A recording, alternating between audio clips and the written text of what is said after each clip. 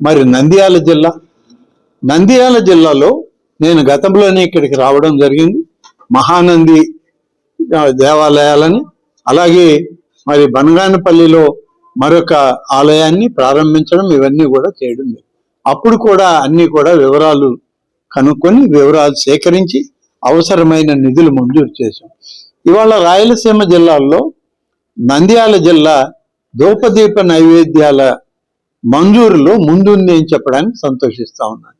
309 ఆలయాలకి ధూపదీప నైవేద్యాల సౌకర్యం ఏర్పాటు చేసి 37,08,00,000 రూపాయలు వాళ్ళకి విడుదల చేస్తున్నాం. వాళ్ళ బ్యాంక్ అకౌంట్లకి డబ్బు వస్తూ ఉంది, అక్కడ ఉన్నటువంటి అర్చకుల అకౌంట్లలోకి.